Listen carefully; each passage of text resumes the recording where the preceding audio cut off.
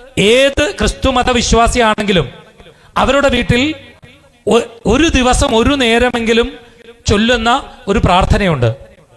സ്വർഗസ്ഥനായ ഞങ്ങളുടെ പിതാവേ, നിന്റെ തിരുനാമം പരിശുദ്ധമാകണമേ, നിന്റെ രാജ്യം വരണമേ, നിന്റെ ഇഷ്ടം സ്വർഗത്തിലെ പോലെ ഭൂമിയിലുമാകണമേ, ഞങ്ങൾക്ക് ആവശ്യമുള്ള അന്നം തരണമേ, ഞങ്ങളുടെ കടക്കാരോട് ഞങ്ങൾ ക്ഷമിച്ചതുപോലെ ഞങ്ങളുടെ കടങ്ങളും പാപങ്ങളും ഞങ്ങളോട് ക്ഷമിക്കണമേ, പരീക്ഷണങ്ങളിലേക്ക് ഞങ്ങളെ പ്രവേശിപ്പിക്കരുതേ, പിന്നെയോ തിന്മപ്പെട്ടവനിൽ നിന്ന് ഞങ്ങളെ രക്ഷിച്ചു കൊള്ളണമേ. എന്തെന്നാൽ രാജ്യവും ശക്തിയും മഹത്വവും എന്നേക്കും നിനക്കുള്ളതാകുന്നു. ആമേൻ. ഇത് ചിലപ്പോൾ വാക്കുകളിൽ വ്യത്യാസം വരാം, കാരണം ഓരോരോ സഭകൾ ചൊല്ലുമ്പോൾ ഈ പറഞ്ഞ അർത്ഥം ഇത് തന്നെയാണ്, പക്ഷെ വാചകങ്ങളിൽ ചില വ്യത്യാസം ഉണ്ടാകാം. ഇതിനെ എങ്ങനെ വേണമെങ്കിലും ആളുകൾക്ക് വിവർത്തനം ചെയ്യാം. ഇതിൽ നിന്റെ രാജ്യം വരണമേ എന്ന വാക്കിനെ എടുത്തുകൊണ്ടാണ് എൻ്റെ ഫേസ്ബുക്കിന്റെ താഴെ കുറെ ആളുകൾ, മുഴുവൻ എന്ന് പറയുന്നില്ല, കുറെ ആളുകൾ കമന്റ് ചെയ്തിട്ടുള്ളത്. ഞാൻ ആ പ്രാർത്ഥനയിൽ നിന്ന് മനസ്സിലാക്കുന്നത് സ്വർഗസ്ഥനായ ഞങ്ങളുടെ പിതാവേ, നിന്റെ തിരുനാമം പരിശുദ്ധമാകണേ. അതിന് ഞാൻ പ്രത്യേകിച്ച് അർത്ഥമൊന്നും പറഞ്ഞു തരണ്ട, ഇത് കേൾക്കുന്ന ആർക്കും അതിന്റെ അർത്ഥം മനസ്സിലാകും. നിന്റെ രാജ്യം വരണമേ എന്ന് പറഞ്ഞാൽ ഇവിടെ ക്രിസ്ത്യാനികൾ മാത്രമുള്ള ഒരു രാജ്യം വരണമേ എന്നല്ല ഞാൻ മനസ്സിലാക്കുന്ന അർത്ഥം. ക്രിസ്തു എന്താണോ വിഭാവനം ചെയ്തത് ആ രാജ്യം വരണമേ എന്നുള്ളതാണ്. നന്മയുള്ള രാജ്യം വരണമേ എന്നാണ്, സമത്വമുള്ള രാജ്യം വരണമേ എന്നാണ്, സന്തോഷമുള്ള രാജ്യം വരണമേ എന്നാണ്, സാഹോദര്യമുള്ള രാജ്യം വരണമേ എന്നാണ്, പരസ്പരം വിദ്വേഷമില്ലാത്ത രാജ്യം വരണമേ എന്നാണ്, എല്ലാവരും ഒന്നുപോലെ കരുതുന്ന, ഒന്നുപോലെ ജീവിക്കുന്ന, പട്ടിണിയില്ലാത്ത, സമ്പന്നമായ, സമ്പുഷ്ടമായ, ആനന്ദമുള്ള, സന്തോഷമുള്ള രാജ്യം വരണമേ എന്നാണ് നിന്റെ രാജ്യം വരണമേ എന്ന വാക്കിനെ ഞാൻ മനസ്സിലാക്കുന്നത്. അത് തന്നെയാകും അതിന്റെ യഥാർത്ഥ അർത്ഥം എന്നാണ് എനിക്ക് മനസ്സിലാകുന്നത്. നിന്റെ ഇഷ്ടം സ്വർഗത്തിലെ പോലെ ഭൂമിയിലുമാകണമേ. അതായത് സ്വർഗത്തിലെ ഇഷ്ടം എന്ന് പറയുന്നത്, സ്വർഗത്തിൽ എല്ലാവർക്കും ആനന്ദമാണ്, അവിടെ ദുഃഖമില്ല, സന്തോഷമാണ്, സംതൃപ്തമായ ജീവിതമാണ്, പരസ്പരം വിദ്വേഷങ്ങളില്ല, പരസ്പരം കുശുമ്പില്ല, പരസ്പരം ചെളിവാരിയറിയില്ല, പരസ്പരം ഏറ്റുമുട്ടലില്ല. ആ സ്വർഗരാജ്യം പോലെ ഭൂമിയിലും വരണമേ.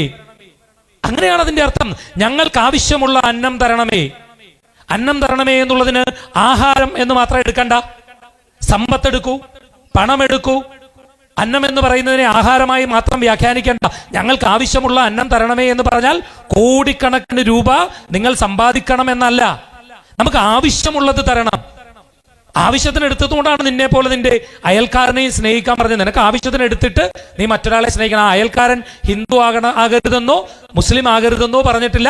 ആരാണെങ്കിലും നിന്റെ അയൽക്കാരനെ നീ സ്നേഹിക്കണം. അപ്പോൾ നിനക്ക് ആവശ്യമുള്ള അന്നം നീ അതിൽ നിന്ന് എടുക്കണം. അല്ലാതെ നിനക്ക് ആവശ്യമില്ലാതെ അന്നം കഴിച്ചിട്ട്, ആവശ്യമില്ലാത്ത സ്വത്തുകൾ സമ്പാദിച്ചിട്ട്, ആവശ്യമില്ലാതെ പണം ഉണ്ടാക്കിയിട്ട്, അധികാരമുണ്ടാക്കിയിട്ട് ആ മോഹവുമായി നീ നടക്കരുതേ എന്നാണ്.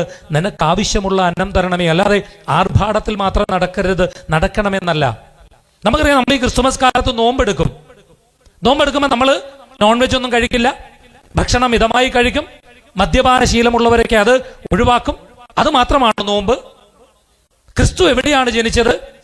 കാലിത്തൊഴുത്തിലാണ് ജനിച്ചത്. ക്രിസ്തുവിനെ വേണമെങ്കിൽ വലിയ സമ്പന്ന കുടുംബത്തിൽ ജനിപ്പിക്കാമായിരുന്നു, രാജകൊട്ടാരത്തിൽ ജനിപ്പിക്കാമായിരുന്നു. പക്ഷെ ക്രിസ്തുവിനെ എന്തുകൊണ്ടാണ് കാലിത്തൊഴുത്തിൽ ജനിപ്പിച്ചത്? ഏറ്റവും സാധാരണക്കാരന്റെ ഇടമാണ് കാലിത്തൊഴുത്ത് എന്ന് പറയുന്നത്.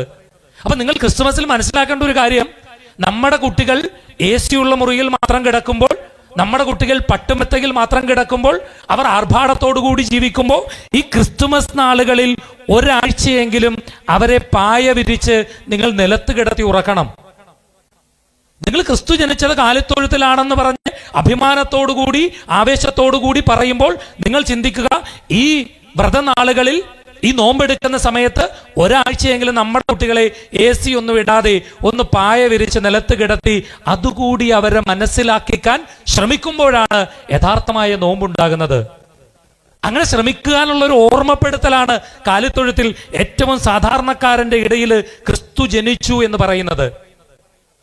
ആ ക്രിസ്തു ജനിച്ച കാലത്തൊഴിലാണ് അഭിമാനത്തോടുകൂടി പറയുന്ന നമ്മൾ ആർഭാടത്തിൽ ജീവിക്കേണ്ടെന്നല്ല. പക്ഷെ ഈ കുറച്ച് ദിവസങ്ങളെങ്കിലും ആ ആർഭാടം ഒന്ന് ഒഴിവാക്കി നമ്മുടെ കുഞ്ഞുങ്ങൾ വളരണം. ഇല്ലെങ്കിൽ നാളെ പ്രതിസന്ധികൾ വരുമ്പോൾ അവർക്കതിനെ തരണം ചെയ്യാൻ കഴിയില്ല. കാരണം ഇതുകൂടിയാണ് ജീവിതം എന്നവർ മനസ്സിലാക്കണം. ഈ കാലിത്തൊഴുത്തിലെ ജീവിതവും ജീവിതമാണെന്ന് മനസ്സിലാക്കണം.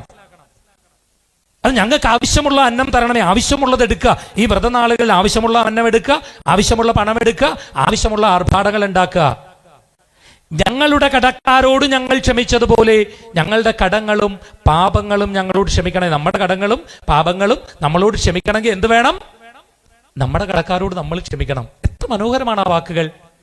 നിങ്ങൾ നിങ്ങളുടെ കടക്കാരോട് ക്ഷമിച്ചെങ്കിലേ നിങ്ങളുടെ കടങ്ങളും പാപങ്ങളും നിങ്ങളോടും ക്ഷമിക്കുകയുള്ളൂ. അപ്പൊ നമ്മൾ കടക്കാരെന്ന് പറഞ്ഞാൽ പൈസ കടം മാത്രമല്ല. നമ്മൾ എവിടെങ്കിലും ഒന്ന് പോകുമ്പോൾ നമ്മളൊരു നല്ല കാര്യം ചെയ്യുമ്പോൾ ഒരാൾ നന്ദി പറഞ്ഞില്ലെങ്കിൽ അവനെ നമ്മൾ ശത്രുവായി പ്രഖ്യാപിക്കേണ്ട, അത് നമ്മൾ പ്രതീക്ഷിക്കേണ്ട. അതൊരു കടമായി അവിടെ കിടക്കട്ടെ. അവനോട് നമ്മൾ ക്ഷമിച്ചിരിക്കുന്നു. അങ്ങനെ ക്ഷമിച്ചെങ്കിലേ നമ്മളുടെ കടങ്ങളും പാപങ്ങളും നമ്മളോടും ക്ഷമിക്കുകയുള്ളൂ. പരീക്ഷണങ്ങളിലേക്ക് ഞങ്ങളെ പ്രവേശിപ്പിക്കരുതേ. പ്രതിസന്ധികളിലേക്ക്, വലിയ പ്രശ്നങ്ങളിലേക്ക്, വലിയ ബുദ്ധിമുട്ടുകളിലേക്ക്, വലിയ അപവാദങ്ങളിലേക്ക്, വലിയ വിപത്തുകളിലേക്ക് ഞങ്ങളെ പ്രവേശിപ്പിക്കരുതേ. എന്തെന്നാൽ രാജ്യവും ശക്തിയും മഹത്വവും എന്നേക്കും നിനക്കുള്ളതാകുന്നു എന്ന് പറഞ്ഞാണ് ആ പ്രാർത്ഥന അവസാനിക്കുന്നത്. ഈ പ്രാർത്ഥനയിൽ നിന്ന് ഞാൻ മനസ്സിലാക്കുന്നത്, ഞാൻ തിരിച്ചറിയുന്നത്, അതിലൊരു മതവിദ്വേഷവും ഇല്ല. എന്നാ വേണമെങ്കിൽ ആർക്കെങ്കിലും എടുത്ത് വെച്ച് വ്യാഖ്യാനിക്കാം, നിന്റെ രാജ്യം വരണേ എന്ന് പറയുന്നത് ക്രിസ്തുവിന്റെ രാജ്യം വരണമെന്നും ഇവിടെ ക്രിസ്ത്യാനികൾ മാത്രം മതിയെന്നും മറ്റുള്ളവരൊന്നും വേണ്ടാന്നും എന്ന് വേണമെങ്കിൽ വ്യാഖ്യാനിക്കാം. അത് ആ വ്യാഖ്യാതാവിന്റെ കുബുദ്ധി പോലിരിക്കും. നമുക്ക് മോശം ആഹാരവും നല്ല ആഹാരവും ഒരിടത്ത് വെച്ചാൽ നമുക്ക് നല്ല ആഹാരം എടുത്താൽ മതി. എന്തിനാണ് ആവശ്യമില്ലാത്ത നെഗറ്റീവായിട്ടുള്ള വ്യാഖ്യാനങ്ങൾ നമ്മൾ കൊണ്ട് നടക്കുന്നത്? അപ്പൊ ഇത്തരത്തിൽ നല്ല പ്രഭാഷകരും നല്ല വ്യാഖ്യാതാക്കളും ഉണ്ടായാൽ തീർച്ചയായും നമ്മുടെ മതഗ്രന്ഥങ്ങളെ നല്ല രീതിയിൽ വിവർത്തനം ചെയ്യാൻ കഴിയും.